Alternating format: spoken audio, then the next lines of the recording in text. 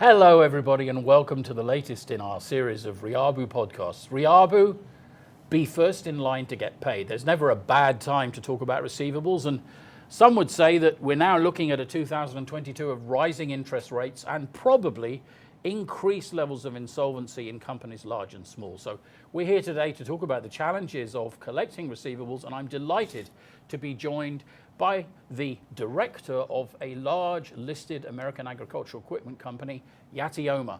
Yati has actually brought a copy of Let the Cash Flow. We love people who come to our studio forearmed with a copy. Actually, we've run out. Such is its popularity. Let the Cash Flow, 8 key things you need to do to get your receivables sorted out. Yati, welcome. Thank you, Mark. It's great to see you. It's great to see you, and I'd like to start by asking you, let's give us a little bit of a, so you're a director in finance. When was the first time you became aware of receivables as a challenge? Well, that was actually the very first time I got my finance job. And, you know, when you work in the shared services and you realize that you are just doing cash collection, and then the very first time, and you realize that this is not actually just a finance function. It's actually a cross-functional business activity in an organization where you start right up in the food chain before you even conclude. So the first thing you learned was that although the finance department seemed to be handling it, it's actually all the things that determine receivables outcomes, for the most part, happen elsewhere in the company outside finance. Pretty much. Yeah, I mean, that's one of the main reasons I wrote that. It's funny, I mean, since we're reminiscing, you're talking about your first job. I mean, I remember my first consulting job eons ago, in about 1985, you know, when before computers or handphones or anything like that. And I had exactly that issue. I was invoicing manager of this massive company, huge pile of unpaid receivables. And there were massive issues with all the sales functions. The sales functions were all over the UK. And I remember going to rooms and saying to them, do you realize there's 1,000 invoices where the price is wrong? And everyone was kind of looking absolutely blank because nobody had ever asked anyone in sales or operations to actually take responsibility for receivables for. So you found that it can be a lonely job to be in finance and to be responsible. Oh, absolutely. And it's actually part of a greater or bigger process of the order to cash. And if you address that order to cash process right up front, cash collection will be pretty much a walk in the park by then. So if you start concerning yourself with it early on in the customer relation, did you know this before you read the book, or no? This is actually Yati, personal business experience. I know you're very much an expert on this, but yes, I mean, if anything, Let the Cash Flow is an appeal for civility and for including receivables discussions in all customer relationships right from the beginning, right? Absolutely. Because if you're not talking about receivables until after the invoice is overdue, pretty much bridge under the water there. Yeah, it's pretty much late, right? So I know you've had the book for a while. Was there anything, we got 8 elements to the virtuous revenue cycle. Was there any particular element of that struck you as interesting? Well, first things first was, so this is just based on my practical experience in the many years I've been in finance, and something that I really connected was, first things first was the order to cash process. That needs to be addressed right up front. And then the second piece is whereby, you know, outsourcing your cash collection to a third party, and then hopefully that it just resolves that whole process, the cumbersome of doing a cash calls. That's not the solution. Okay. You need to be able to have a concerted, unanimous way of cash collection right up within the organization, all the way to the getting the cash in the bank. Exactly. Yes. So before we went on the air, you talked a little bit about proactivity, something that a term we use to refer to being in early contact with the customer to talk about terms and the importance of getting paid on time and all those sorts of things, rather than waiting till it's overdue and then starting to worry about it. Yeah. Is that something you've come across? Is that something you've been able to improve? I think first and foremost, first up front, proactivity is something that you need to have cross-functional alignment with respect to the terms, first and foremost, like terms of payment. And if it's a project-related type of cash collection activity. So you were starting to say how important proactivity is in receivables. Let's talk a little bit about what that means. So proactivity basically is the first and foremost tone from the top. That is critical, because if that does not, that leadership does not drives down in the behavior of how we want to. So top-down ownership of receivables. Yes. And then after that, all the pack will kind of, the ducks will just line up by then. And that's when you have an agreement in terms of the sales team, the fulfillment team, and then ultimately your finance team that does the receiving the money in the bank. Hopefully, but they come into it at the end, right? Right. So those processes up front needs to be addressed. So let's go through that, because I've met many organisations where the leadership didn't really want to get involved in the receivables process. Has that ever happened to you? Yeah, and Okay. some of them, the thought process was outsource it, it's problem resolved, or factoring it out is problem resolved, but that's not really the case. Because all the mistakes you've made come back to you. Yeah. If you outsource it, the second they come across a customer issue, they just throw it straight back over the fence. And it becomes a catch-22 situation by then. So yeah. So ownership is absolutely critical. It's amazing how often business leaders, particularly commercial leaders, think their job is to get more sales, and if they start going to customers to talk about unpaid invoices, it's going to adversely affect the relationship. Have you ever come across that behaviour? Yes. So I've had the opportunity to also to be on the field, meet with customers, and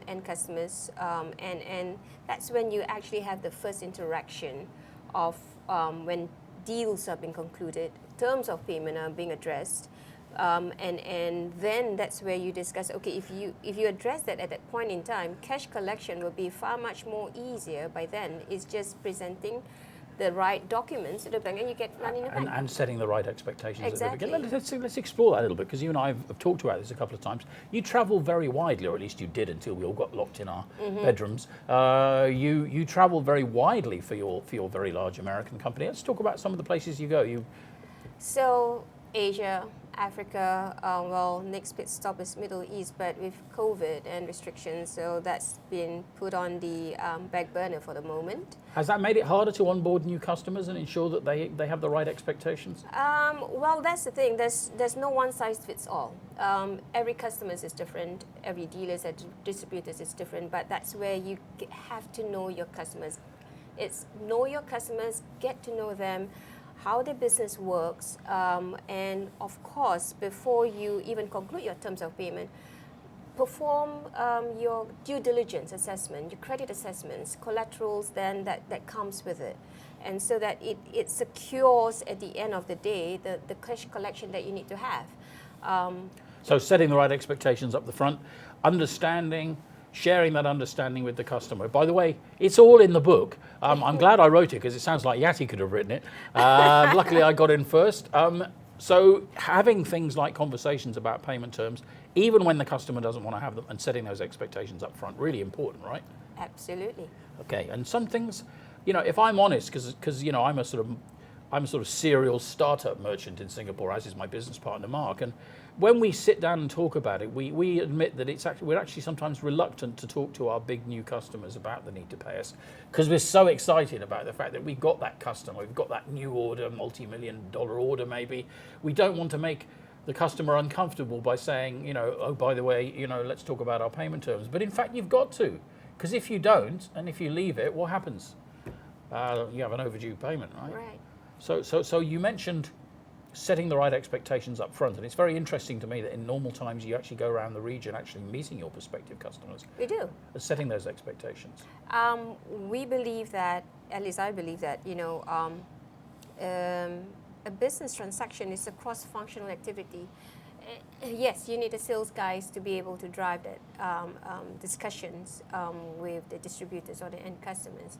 But when you have a team that does it together, it becomes a more successful result in that sense. So there's an old African saying, if you want to do it fast, you do it alone. And if you want to do it successfully and sustainably, you do it together as a team. So there's a sense that sometimes finance is a bit alone when it comes to this. Oh yeah. Yeah, and certainly I've had that experience, both as a business leader and as a consultant, which is finance have got all these problems and literally nobody will listen to them, right? I remember going to talk to, in a department that I took over in the 1980s, I had people working for me that were trying to collect receivables. They would open the drawers of their desks and cabinets and they would have literally, in those days it was all paper, nothing was digitalized, piles and piles and piles of disputed invoices that customers hadn't paid, and they would say over and over again, I'm trying to get the attention of the sales director for that particular division or for the guy that owns the account, and I can't get him to reply to my phone calls. This is even before email, by the way. Right. So we're going back a few years. So that's an issue that many companies have. Right. So there are many ways to skin a cat, right? And in this context, of cash collection. So based on the various experiences that in the various jobs that I have held, one is you structured your variable payout to your sales guys. Yeah. So the ones that I've experienced before, whereby we constructed at the end of the day, is that, like, for instance, just case in point, 50% upon an order being secured and 50% upon cash collection of that particular order. In that sense, there is that everyone has a skin in the game. In that sense. And once they realise they have skin in the game, they might take the question of the conversation with the customer a bit more seriously. Right. And that's when you actually have a cross-functional cooperation and collaboration to achieve a common goal. On the other hand, you may not have that kind of variable payout structure. Every company works differently. But what you can do is agree up front in terms of the business processes and have the various stakeholders be involved of that discussion and not just a finance-driven activity. So you can have reports on the issues that are cropping up, the late payments on accounts and all those sorts of things. So you address those past due even before they become past dues. You need to review those age items before it gets bad. If you have a culture where salespeople have not historically taken much interest in receivables, probably quite a challenge to change that into a culture exactly. where they own it. That's hence the reason the tone from the top is critical. Absolutely. And that will drive the culture, the ways of working. And at the end of the day, it also brings integrity of the way how we work in the business itself. Connectivity and commitment to not just to the business, but to your end customers and distributors whom you work with. We do write about this quite a bit in the book because many is the organisation I've come into where you have salesmen who are selling basically volume or dollars, and they've done that for a long time, and they think that if they sell lots of dollars, they've done their job. Right. But where, of course, you've got big receivables issues. So often, and I hope I'm not saying anything horrible about commercial people, but very often the notion of the balance sheet and why it actually matters when you get paid and how that actually costs the business in terms of profit and funding and all those sorts of things, not always all that well understood in the sales area. So sometimes a bit of foundational work on finance for non-financial managers, that's pretty useful, right? Right. So you hit a spot on there, I would say, which is Simon. in the book. There's lots of exactly. So what we do, where I am currently working on, is whereby we have a collaboration cross-functionally, whereby there is a knowledge sharing and leveling cross-functionally. In that sense, that means we give a short 101 on to non-finance managers. When you onboard them. Onboard them, and also periodically as continuous learning, because that's a way whereby you connect folks between the back-end folks like finance and those guys are out on the field, because that's where you actually connect them, and then it's not like shove it up to you and that's your job. So if you haven't done this and you want to know how, there are some quite good templates in the book which show you how to conduct a meeting with sales and how to introduce the topic of balance sheet and how to turn that into a practical discussion about how they can behave differently with customers. Because one of the issues is if they're a selling type salesman that's never talked about receivables, all their conversations with the customer about keeping the customer happy and getting the next order, in some cases they actually struggle to understand how they can talk about receivables without making it a kind of ugly conversation, because typically when they have talked to the customer, it's been when there's a real overdue situation, right? So maybe they lack the language in some cases and they need a bit of help with that. Well, You don't have to make it too complex. You know, at the end of the day, elegance is the simplicity that you want to achieve, Okay. right? And what you want to do is that have a conversation, layman terms, make it simple. Good. With the customers, the distributors, the dealers that you work with, and achieve a level of understanding. When you converse them at a common language, without having to get too technical. Mm-hmm. That's when you get a common understanding and then achieve the right terms of payment and the methodology of the payment itself. For instance, it could be a letter of credit for all you know, but you don't want to be held at gunpoint. No, later on. Exactly. So really good points there from Yati. First of all, top-down ownership is essential. Secondly, the support of the commercial organisation and other functions is absolutely critical. Otherwise, finance can feel very alone when they try and collect these absolutely, things. and you just feel the burden on your shoulders, and by then it's just bridge under the waters. Yati Omar, based on your considerable experience, if we were sitting here with a bunch of new CFOs in the room, what advice would you give them in addition to what you've already told me?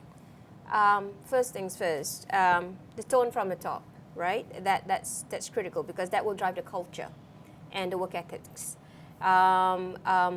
Secondly, make it as a cross-functional business activity. Cash collection is not a finance-driven activity. And thirdly, outsourcing as well is not your end-to-end solution.